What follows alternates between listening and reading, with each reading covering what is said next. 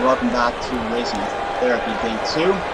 For those who may not be familiar, Racing Therapy is basically just my quick shorthand, my idea, my concept here. So trying to take some lessons from iRacing, from racing in general, and try to apply them outside of it, and just to my life in general, you know, trying not to get frustrated over mistakes, trying to look ahead, look farther into the future.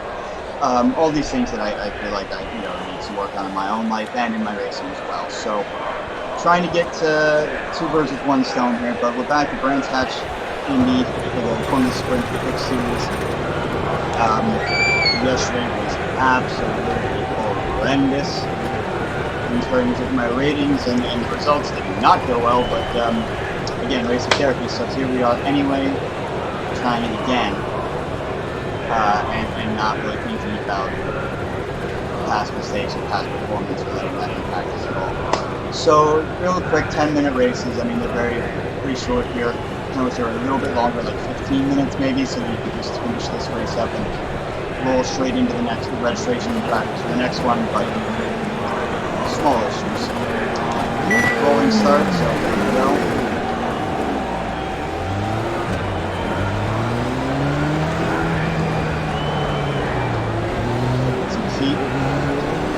Tires, but more importantly than just the straight heat, actually need to condition these tires even from the depths, because they are the biggest issue with these 7 tires still. They don't condition, they don't scrub in quite quickly enough the way they should, or the way they would in real life. So really kind of sketchy when they're cold. They take 2 laps longer perhaps than they otherwise should have to really get conditioned. Conditioning basically just scrubbing in again. Slicks, very smooth surface, so they need a slight bit of abrasion. They need to get the crosshatch and cut up just a tiny little bit to really be able to make optimal contact with the road surface. But anyway, here we go, getting ready for the green flag.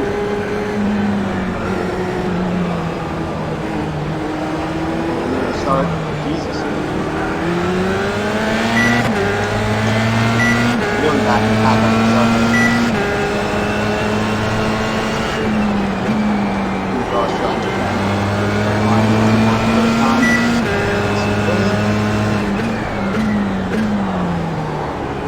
Everybody's tires cold.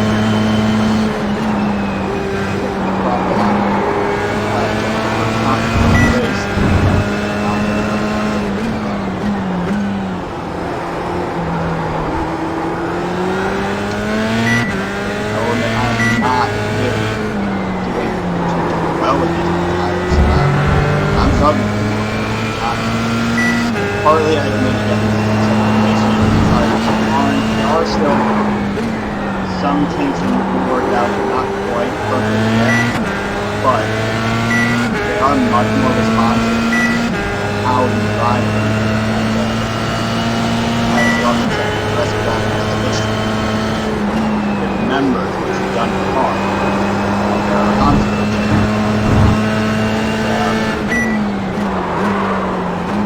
Part of it is like the tires still, a little bit of work to be done, but also it's, I think, identifying some weak points in my driving style that's making me too aggressive. Perhaps where he's a bit aggressive lately, maybe. And why I'm having, which is why I'm having so much particularly difficulties on these new tire models. The little bits of the tire can more do with me. Like that. Jesus. That was fun.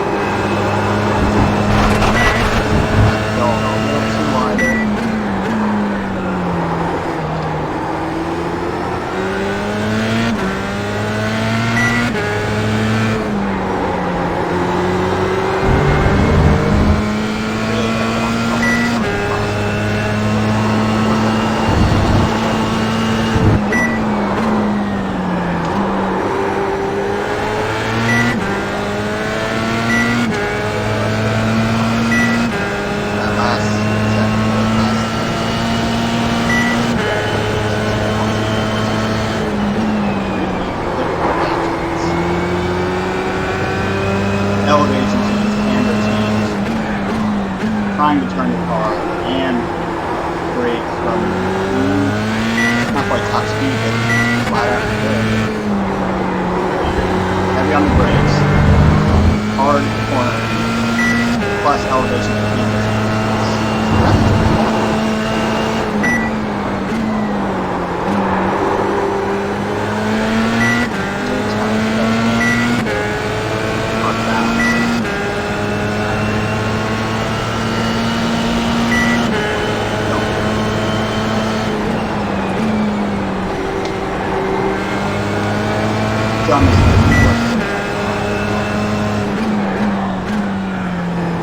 lap down, not fighting position at all, and not on the speed.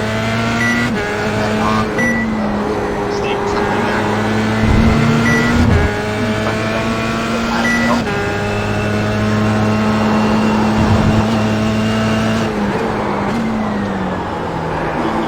Then too far, obviously. Kind of back out of it. In the middle corner there. Out of it, pull out the outside.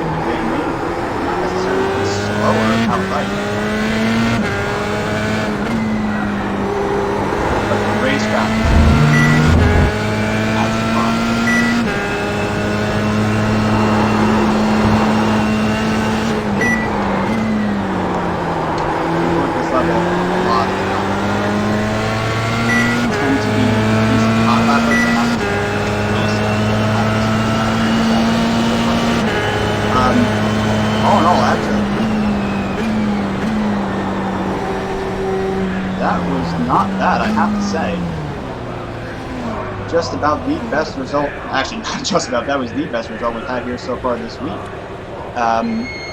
0 incident, and a 5th place. You know, I actually gained some I rating here and didn't get crashed out or wrecked by anyone at any point, which is rather nice to see. So I gotta say that actually went fairly well. It gives me some confidence for the rest of the races later today. They are live on the hour, so we're going to be doing at least a couple of them. Going to be streaming for a couple hours probably today. Can't promise that there won't be some downtime somewhere in there, you know, between sessions or between races. I'll probably hop on and do some of the practices. I may also just step away for a little while, but the stream's going to stay live pretty much all afternoon. You know, barring anything unforeseen, and we'll see how we can do with the rest of the day here, and do a little bit more racing therapy, and try and learn some life lessons. But real quick before we step away from this one, let's just kind of take a moment to analyze, I guess, and at least think about it. So, what went well here? Obviously, you know, kept it clean. Didn't have any off tracks or incidents or anything like that. You know, took good care of the tires, which was good. Downsides, my pace could have been a little bit better, definitely, especially from the beginning. You know, again, just haven't really done any warm-up or anything today, so hopefully that'll improve throughout the day. But also, you know, I probably could have been, well, I mean, really, I could have been a little bit faster, definitely. You know, to be honest, I don't think there's really too much more I could have done to improve there in terms of, you know, mistakes that I made or anything like that, which is actually a really good thing. I really didn't have any, you know, kind of dicey moves or anything like that where, you know, kind of did something stupid that you know, maybe bit me in the ass a little bit. But again, just you know, still working on these tires and these, you know, the new tire models and all of that kind of thing. and just learning how to take care of them a little bit more, how to scrub them in properly and get them up to temperature and up to pressure and everything as quickly as possible without really, you know, overworking them. Because again, that's the really the nice thing about this new tire model is that they're really starting to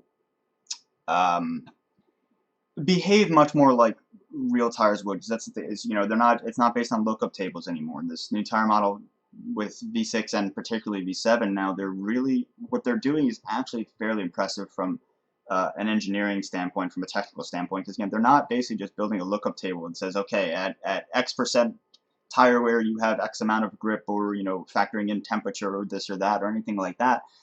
What they're doing is they're actually modeling a tire, or they're really attempting to. They're building the material. They're modeling the materials and building a tire and letting it react, or allowing it to react the way that it realistically would. You know, they're trying to model the materials and build it properly so that they don't have to, you know, determine that, oh, okay, at X% of tire wear on this, you know, level of grip or rubber on the track and this track temperature, this is how much grip you should have. They're trying to build the system so that that is all done, not automatically, but in real time and done properly, so that, again, everything functions the way that it should, the way that you would expect it to on a real tire, on a real racing slick. So it's really impressive to see, and of course it's going to take a little bit more work. It's not really quite there yet. It's getting a lot better, but it's going to take a little bit more work, certainly. But you know, it's really nice to see that they're taking that approach to it, and I have no doubt that they'll get there eventually. But again, it's really starting to highlight some issues, I think, in my driving style. It's something I need to address, something I need to get a little bit better about. Just being more aware of the tires. And like I said, aggressive driving has a history. You know, it remembers what you've done to it. It will punish you later on.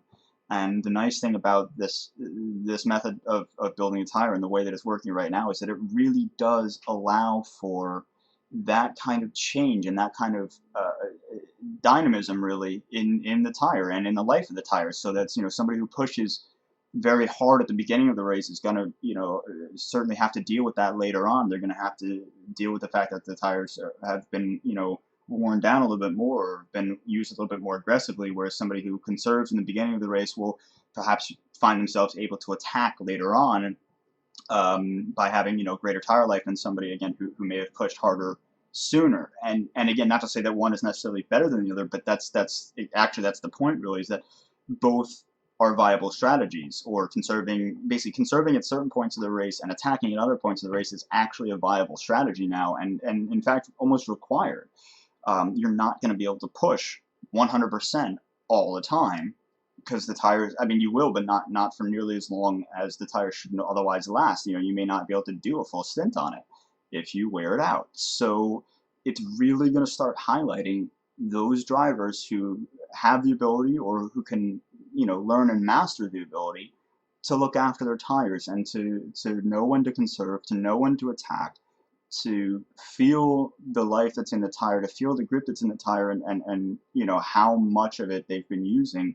And really, again, just feel is the word there. Those who have the best feel for the tire, or who can develop the best feel for the tire, are really going to, I think, benefit here. They're really going to be able to see the greatest benefit from it, and they may actually see some real performance gains from it. Whereas those who can't learn to feel the tire and learn to manage it, I think, are really going to suffer. And at least in the beginning, so far, I'm definitely in that latter category. I'm in the second camp. I'm having to learn how to feel and to look after these tires, so that, again, so you know, that the rubber is there when I need it, the grip is there when I need it, so that when I need to attack, or when I want to attack, I can. So it's something I kind of did in that last race, not necessarily intentionally, I think, but because my pace was a little bit low, I was being a little, if I'd been a little smoother, I basically could have, that would have been a perfect time to conserve. You know, I'm running by myself. I don't really, you know, I'm gaining a little bit of time on the cars in front, but don't really need to push too hard or at 100%. That's when you back it off, and, you know, and you raise it 9/10. And when you actually, then when you need it, you have that extra bit, you have that life left in the tires to push hard, to make an overtake or to defend a position, you know, when it really matters. But again, it's just something that's going to take a lot of work, something that's going to take a lot of practice, and that's really, again, that's part of this whole racing therapy thing. You know, that's the idea. There is, it's not perfect right now. I'm not perfect right now. I'm not necessarily where I want to be. It's going to take work. It's going to take practice. It's going to take effort, and you know, it's something that I have to kind of learn both in racing and in life to actually apply that effort there instead of just kind of, you know, getting frustrated and wanting to give up that it's not, because it's not perfect or not good enough right away or right out of the gate, because of course it's not, of course it's not good enough. It's not perfect right away. It's going to take some work. It's going to take some time.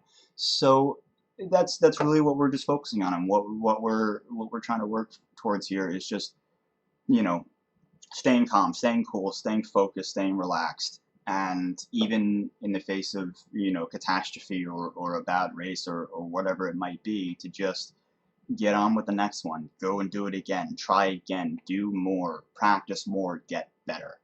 And yeah, that's really kind of, that's racing therapy in a nutshell. Again, it's just trying to take something that I actually have a lot of enjoyment for, and that I have great passion for, you know, the racing and sim racing especially, because I'm broke and drive time is expensive.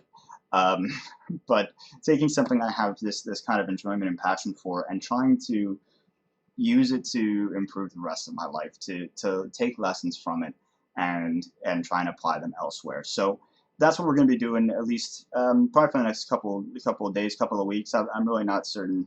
I don't have any specific plans for like a series or anything like that. It's just going to kind of be a thing that I do, you know, when I feel like I need it, and when I feel like it's a good motivation to get me back into racing. So that's what we're going to do for the foreseeable future. But um, again, the stream's gonna stay up all day. Well, not all day, but at least, you know, we're gonna be streaming all afternoon. May or may not necessarily be active that whole time. Again, you know, race is live on the hour. So next one again at 2 o'clock Eastern or 7 o'clock GMT for, you know, anyone who needs time conversions there. But that's in about half an hour's time. So for right now, I think actually it's, again, I haven't done any warm up or anything, or really any other driving today. Aside from that, I literally just hopped in, did qualifying, and did the race. So just going to take a moment here, step away just while we wait for the next race session to open up so we can hop in and do some practice there. So again, I'm going to go step away and maybe get a bite to eat and something to drink, and we'll see you guys in a little bit.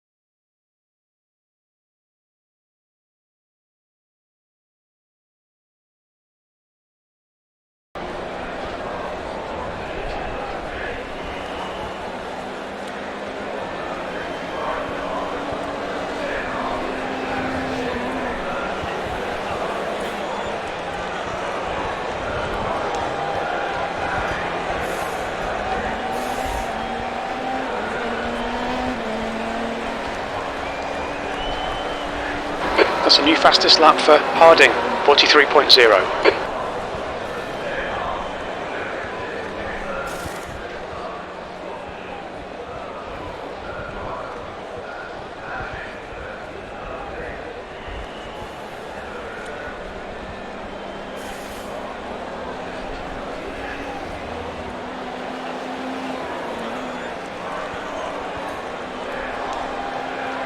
The leader has just done a 43.2.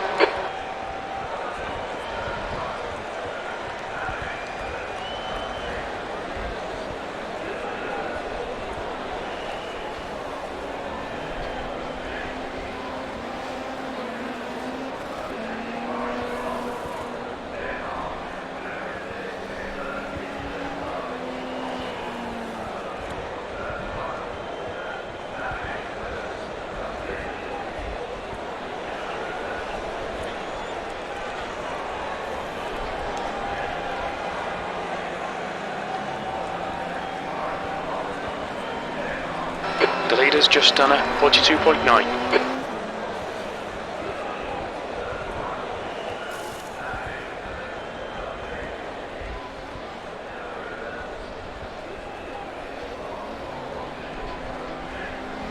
New fastest lap for Harding, 42.7.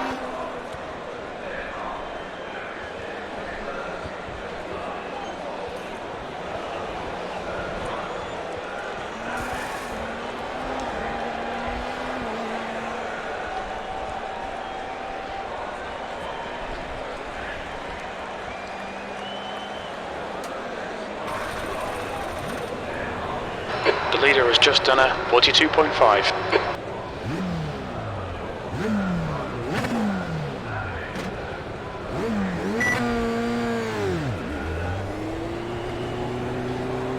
Car approaching, watch your mirrors.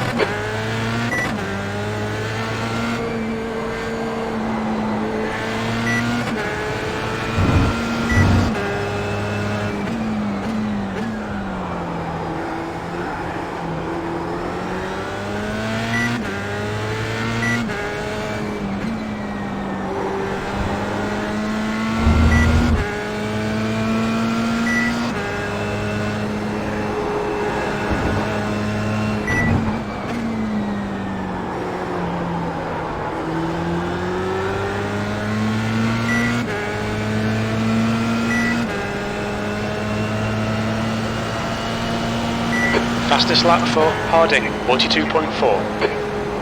P4. Watch the track limits, please, Zach. That's what I get for trying to adjust my dashboard while I'm driving.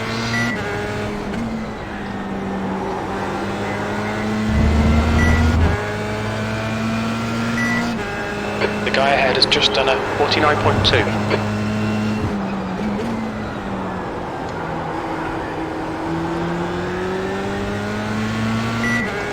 I can get a little bit of practice here.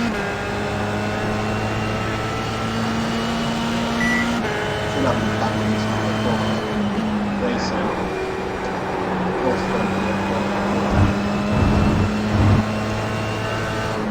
The guy behind has just done a 47.2.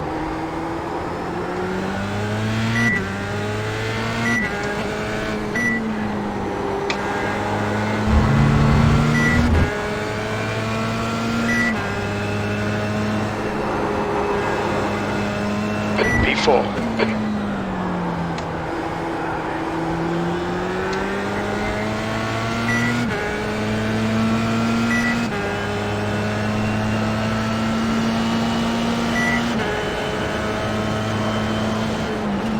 P3, good lap. That's your quickest so far. That puts you 0.3 off the pace. That was a 42.7.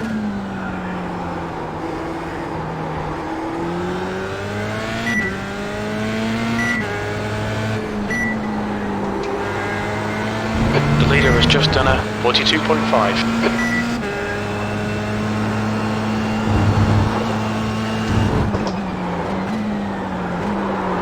Sector 2 time is good. The guy behind has just done a 49.2. On your right. Clear right.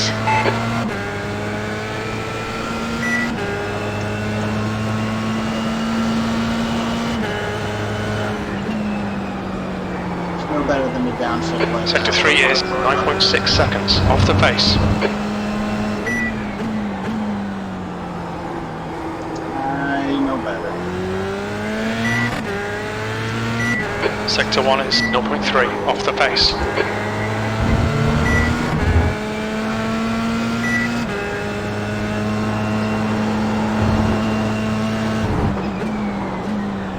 Your Sector 2 time is quick.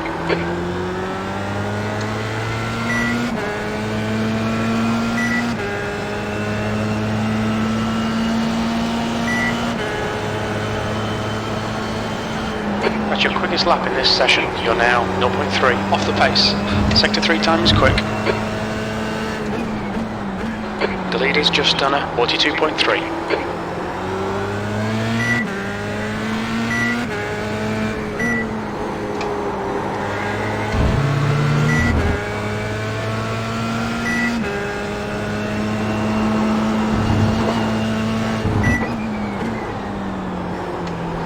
You're a tenth off the pace in Sector 2.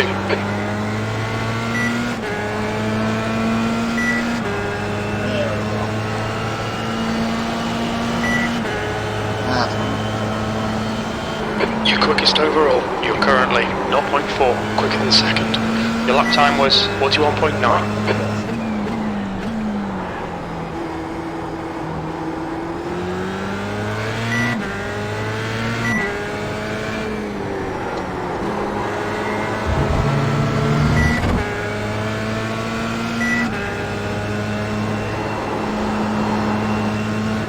Oh, Jesus! You're What 10th off was the pace that? in Sector 2. What just happened? Just stood on the brakes. Hold on. Look. Look at this.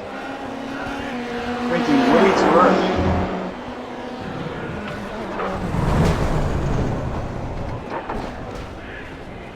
Way too early.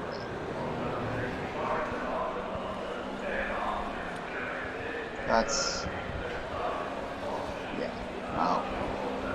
Oh, that's why. Because, yeah. 0.2... He's got a 200 I rating. 200! A brand new account starts with 1350. Jesus Lord. I mean, I'm at 15 and change. I mean, I'm not, you know, not much of a leg to stand on here. I'm not exactly, you know... Disengage limiter, there's traffic behind. Watch your mirrors. 200.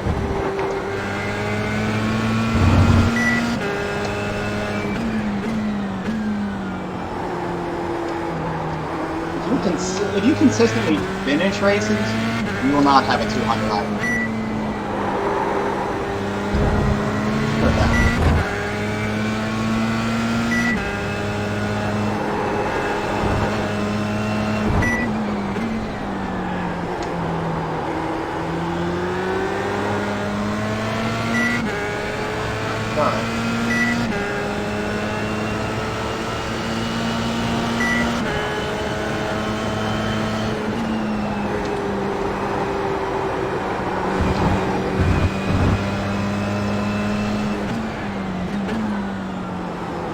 Paddock Hill is frankly somewhat scary. Sector 1 is 0.3 off the pace.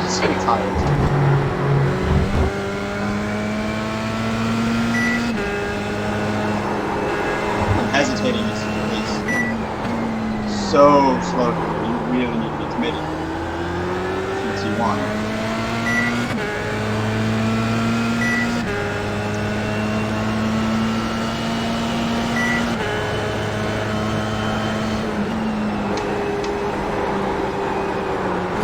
Sector 3 time's okay. Good. And again, fresh out. Your quickest overall. Sector 1 is 0.6 off the pace.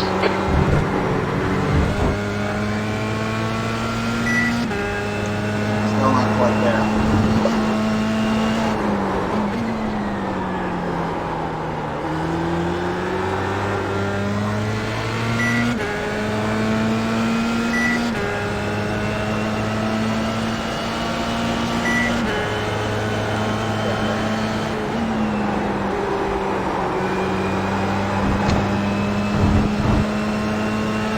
guy behind has just done a 42.2.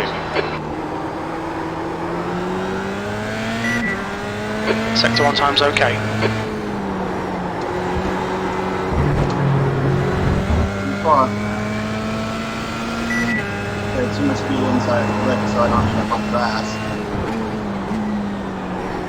Oh, look at this. Sector 2's 2/10 off the pace.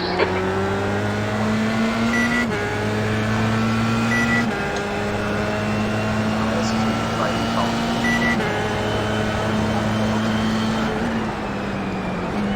Right side. Clear right. So slow.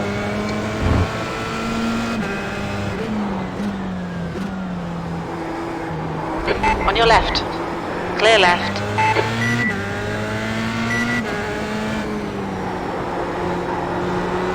Got 20 minutes remaining, you've got 20 minutes left.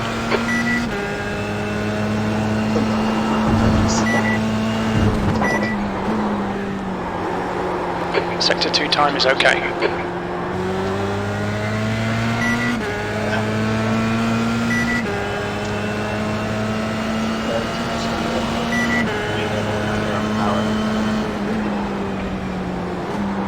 Clear right.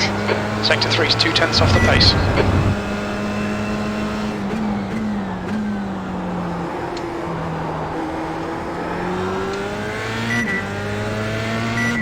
Sector 1 is 0.6 off the pace. Honestly, like, literally nothing.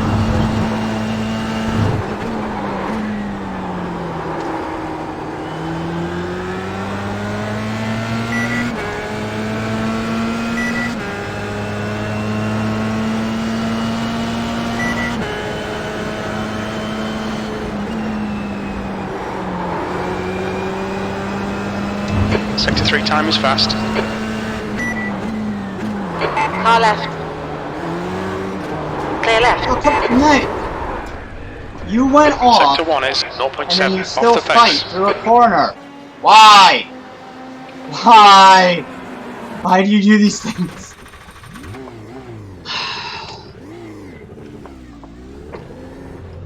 Yes, I'm partly responsible. Your exit is clear. Watch the white line. Limiter's still on. Disengage it. How should I try crossing the white line?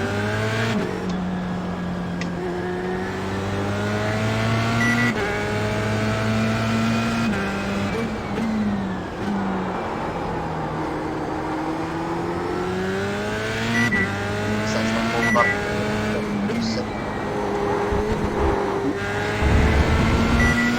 Too early there. Come on. That's a new fastest lap for Lambert, 41.9.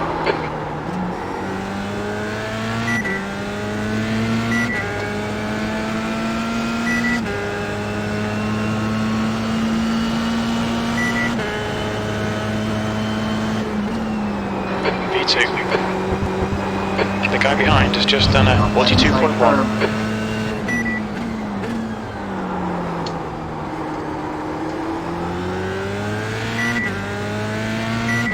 Sector 1 is 0/10 off the pace. The guy behind has just done a 42.1.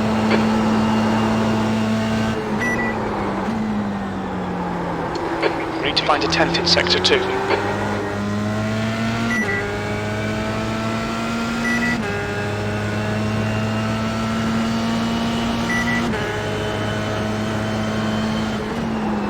You're now 0.3 off the leader's pace. You're 2/10 off the pace in Sector 3.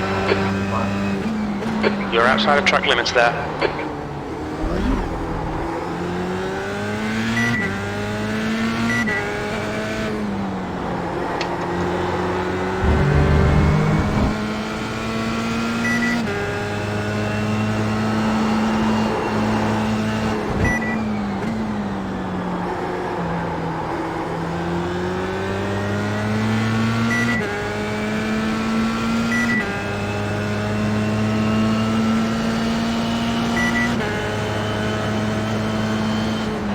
P3.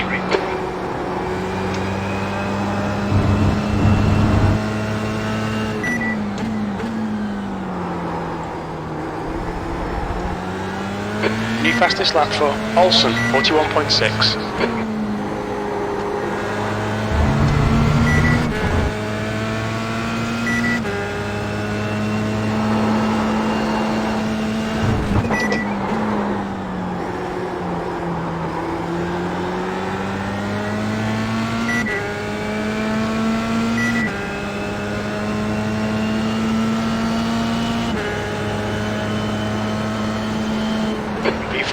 That puts you 0.5 off the leader's pace. You're 10th off the pace in sector 3.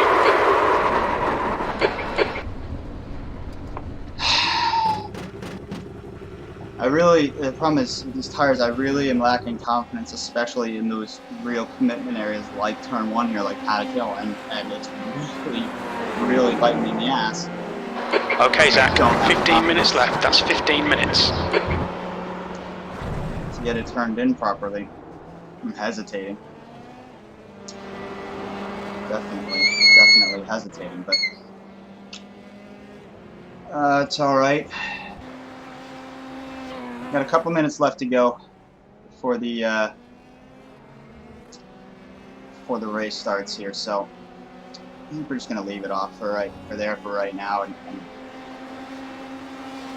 hope to God that some of these 200 iRating drivers don't end up in our split, please, Lord.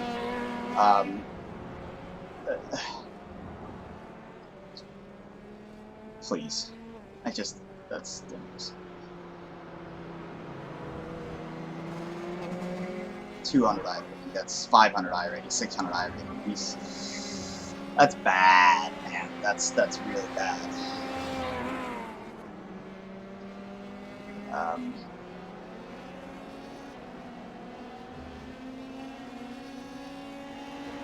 Like I said, basically, if you fastest lap for Olsen, 41.4.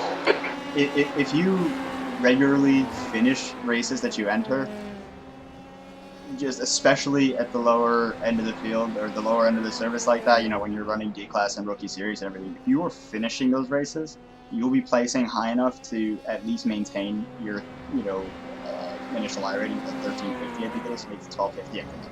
But either way, if you are just finishing races, you will easily maintain or climb from that rating. The only way to wind up with 200 iRating is if you were the one who was crashing out of those races all the time, and basically you're always coming dead last, and just you know, hemorrhaging rating to everybody else who actually completes the event. So that to me is worrying. Again, low iRating is not necessarily a bad thing, or not always an indicator of skill. I mean, my iRating keeps dropping because I've had a bunch of really bad results here, and I'm getting used to the new tire model. And you know, it's not saying that, oh, I should be 4,000, but it's, you know, no, of course not. I think I'm approaching a 2,000 iRating driver. That's really my goal, is to finally hit that 2K and maintain it. Getting close a few times, but just taking some long breaks away from it, you know, the skill gets pretty rapidly. So I'm building it back up, but 200 is worrying. That's not just, you know, some bad runs, or, you know, a string of bad luck or something like that. That's dangerous, I want to say. So, you know, not to call these guys out, you know, personally or anything like that. It's just that concerns me. That's all I'm gonna say. It's just that concerns me. I don't put a ton of stock into iRating and stuff like that, and safety rating, you know, in terms of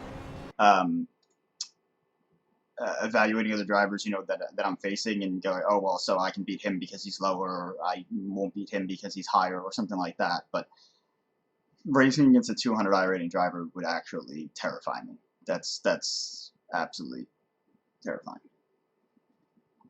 But all right, here we go. Just waiting for the race session to load here.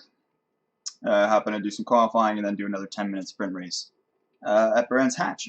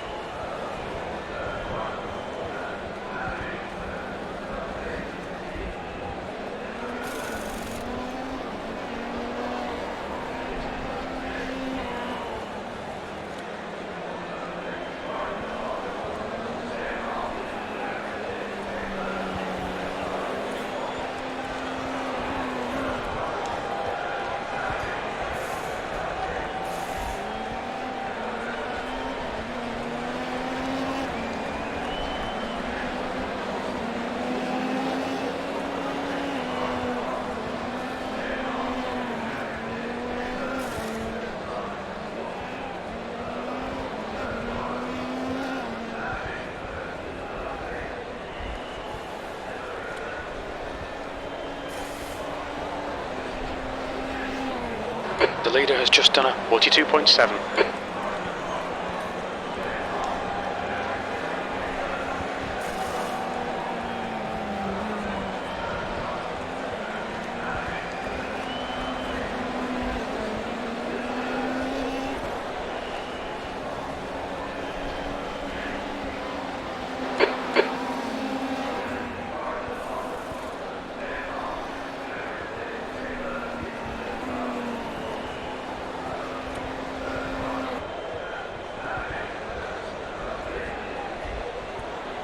Checkered flags out, P11.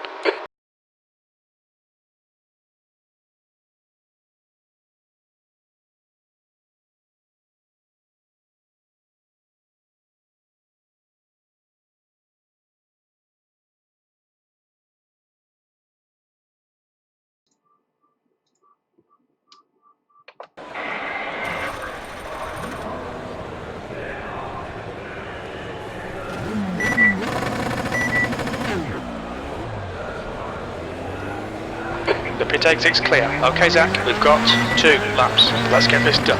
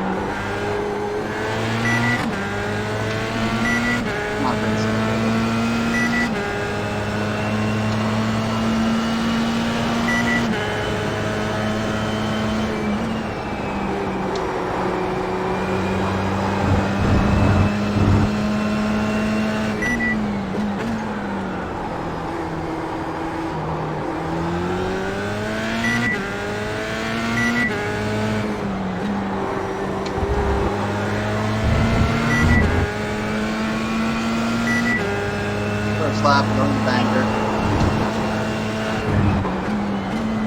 Basically not 100%. Nice, safe, clean lap. Just to make sure I have a few set qualifying time. Now,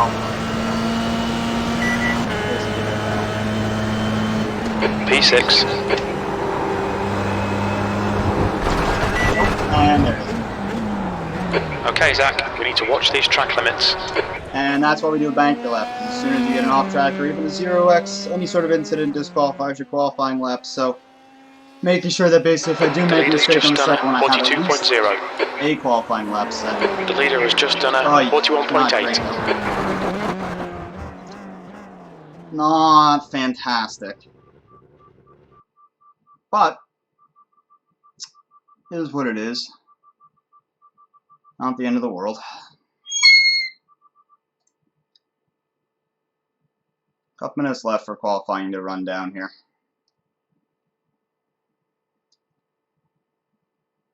And then again, another 10-minute sprint race here, Brands Hatch, and we'll see how this one goes. Hopefully a little bit better, starting a little further back this time, definitely. 9th out of 17. It's a decent field. Strength's at about 1.5K, so you know, it's a reasonable strength of field, a reasonably competitive strength of field for me. Hopefully I should be able to be fairly competitive here. A lot of D-class, so I'm hoping that, you know, it might mean some positions at the start. Again, that doesn't necessarily mean a lot. You can't put too much stock in that. You know, for all you know, basically, you start seeing these ratings here, you know, Ava Fabo at D3.3. Is that, you know, somebody who's just deserves a D license because, you know, has just been plummeting their safety rating and can't earn higher? Or is that somebody who basically just started the service a month ago and, you know, for all you know, might actually be a really fantastic driver who just hasn't had the time to earn their actual appropriate license yet? So, you know, you can't really put too much stock into ratings like that, just for that reason, really. But again, you know, it may or may not. The leader has just done a 42.3. You got to take those things with a grain of salt because you don't really know what or why they have that rating or how long they've been involved or anything like that. Really, it's more about names. James Lambert I've seen before in these Formula 3 races. I know he's actually a decent driver, and is capable of some decently quick times. So it's more about just kind of recognizing some people that otherwise you really just have to kind of take it with a grain of salt and do the best you can to feel it out and that's the end of the session. 10th position on the track. But there we go. Okay, qualifying done. Starting 10th of 17 here at Brands Hatch again for a rolling start. So that's always kind of interesting. I'm not certain really if that's the best result here, or if they really should have just done a standing start. I'm really not certain why they didn't, but maybe to try and avoid some chaos, who knows. But anyway, let me go ahead and get on the grid here and get ready to go.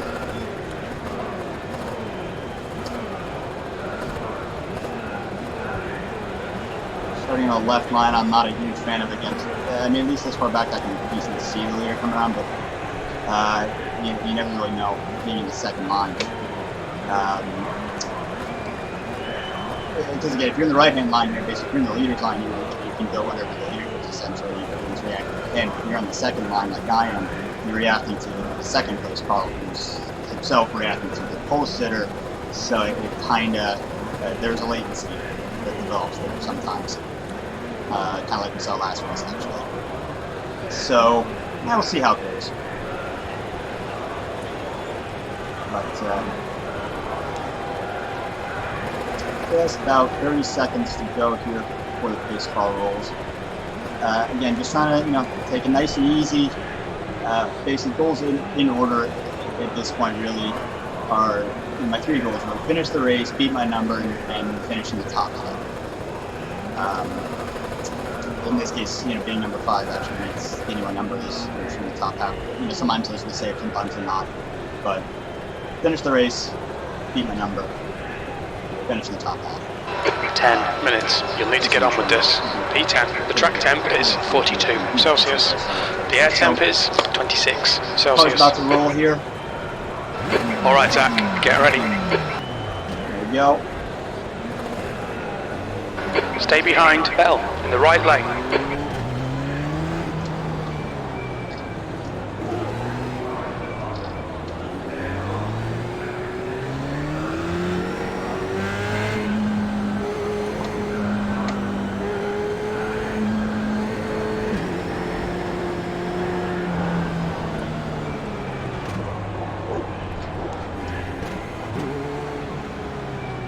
Wait, really?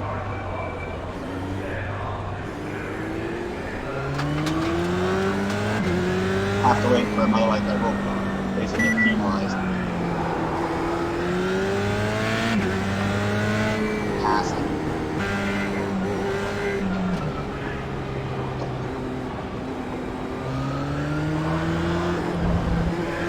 Alright, here we go.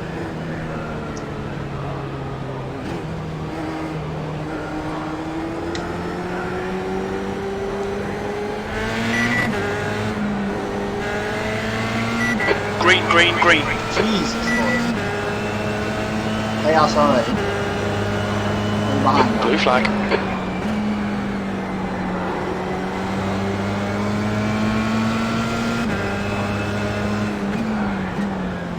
On your right. You're in the middle. Hold your line. Clear left. We think P5 has binned it in. Druids.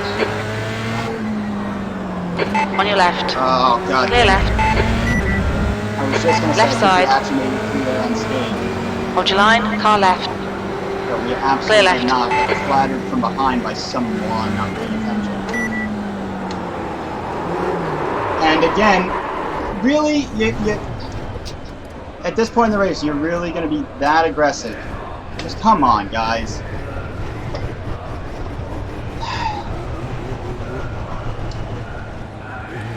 Look out for the pit speed limit.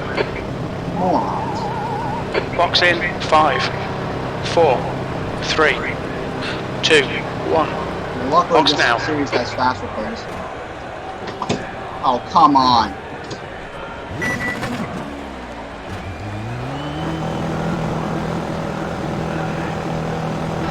Exit's clear. Stay behind the white line.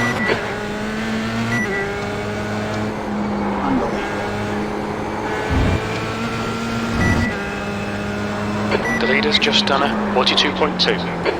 There's an incident in clearways.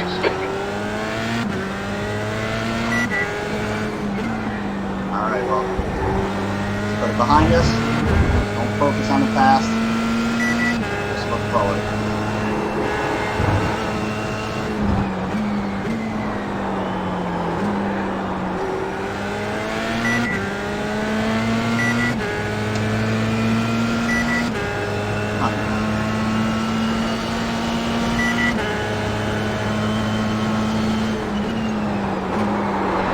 P9. Problem is, always nobody respects yellows. I came to almost a complete halt so as to not avoid an incident. But somebody else behind us decided to come through at full speed, hoping to clear it up by the time we get there. The guy behind's catching. The gap's now 1.4. He's quicker than us in Paddock Hill.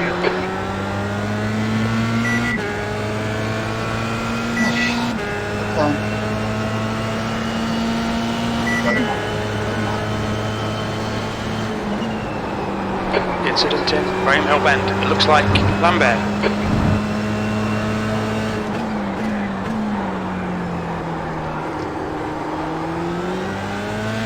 There's an incident in Clearways. It looks like it's Kelly.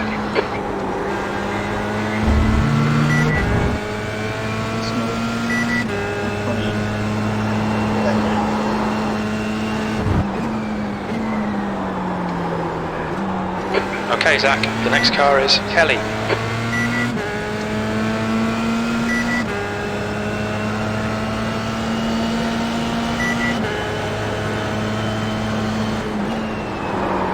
That lap was at 42.2. The leader has just done a 41.7.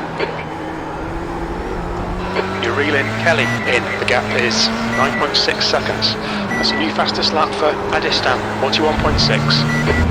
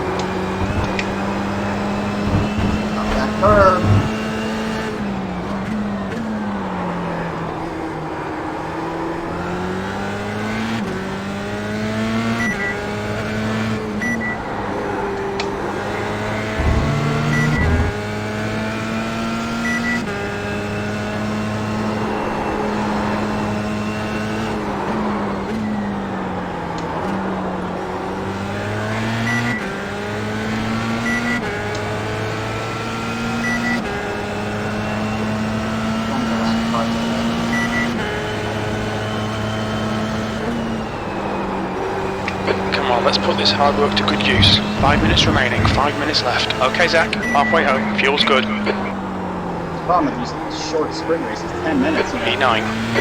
Not a lot of time to make up for any mistakes or anything like this.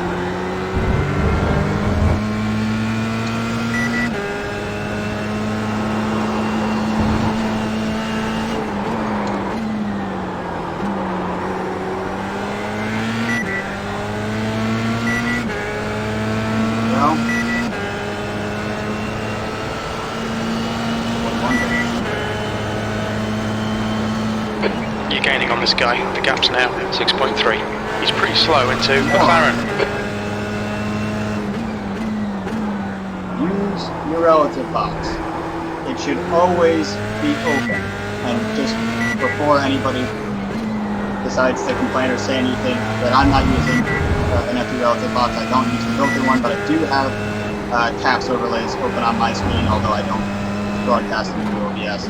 So anyone who thinks I'm not, I absolutely have a relative box on screen at all times when I'm not alone on the track. I do not comprehend why everybody else does this. P8, you're pulling away. The gap behind is now 2.2 seconds.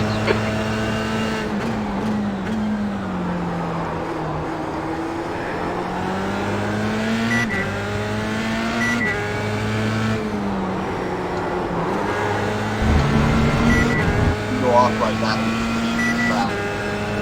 Want no regard for anything else who might come. You create massive accidents. And yes, this is just a sim, but that's how you work. That's how people get seriously.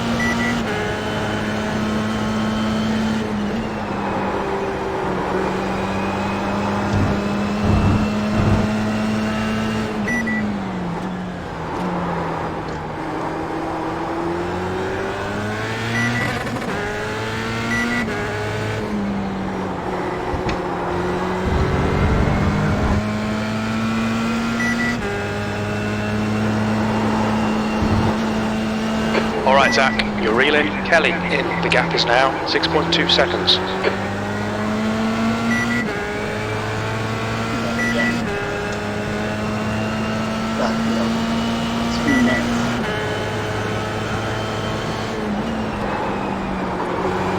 I won the race, I easily go past you. And pass these guys back. In a sprint race like this, you can make one mistake and 2 minutes to go, 2 minutes. nothing you can do, you just don't have the time to recover.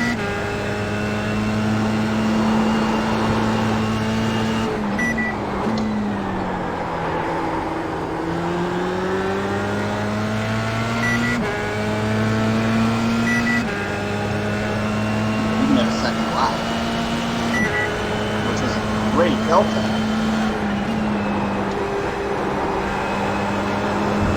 Not nothing.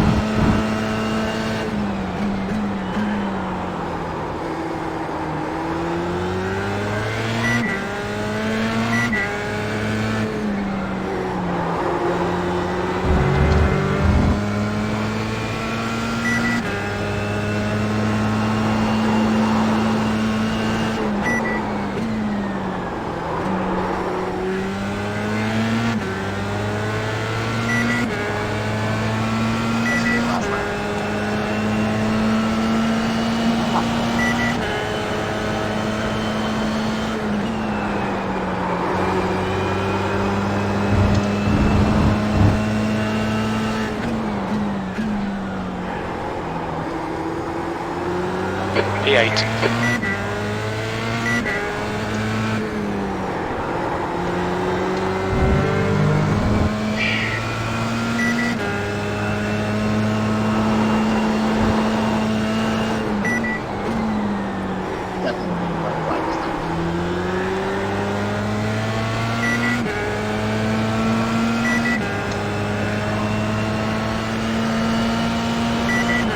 Not, I guess. Or whatever.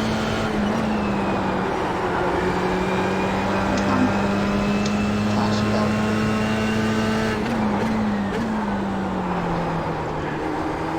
I've cut this gap in half in like 4 laps.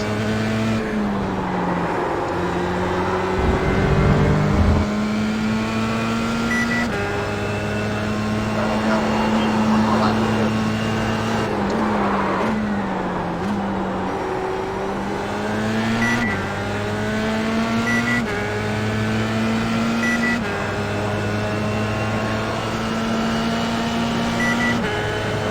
Flag last lap. Last lap.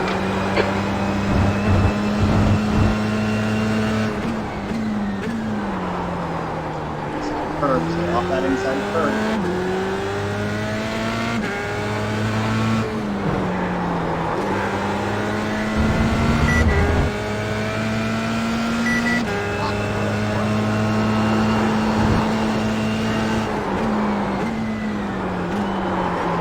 Come on! No! There's an incident in, had a kill. Don't you lose this now. See, using my relative. 16 seconds till somebody crosses behind me. There's an incident in, Druids. We think it might be Bath.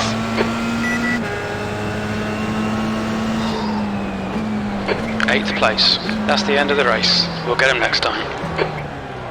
Yeah, that wasn't great. That was not fantastic at all.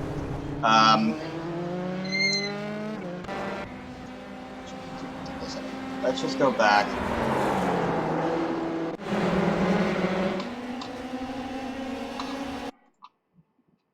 Let's start here. What the hell happened? So first of all, I don't know what this was. Somebody had massive contact there. Morons. Okay. So what happened? So they become all messed up. I get through it okay. And then... did I hit him or did he hit me?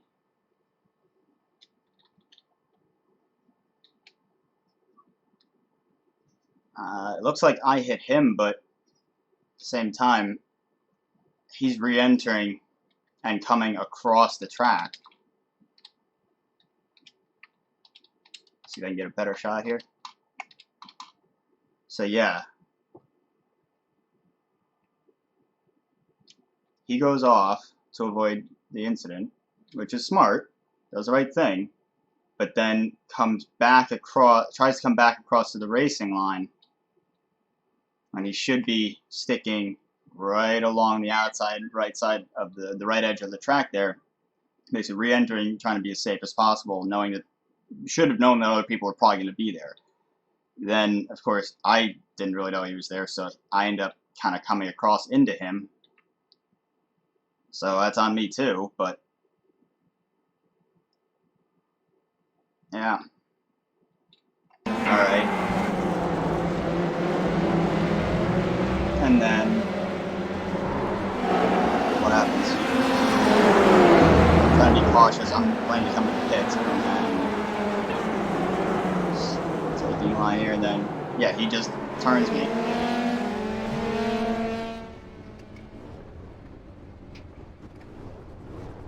Hey. Alright, well, wasn't great. Wasn't great.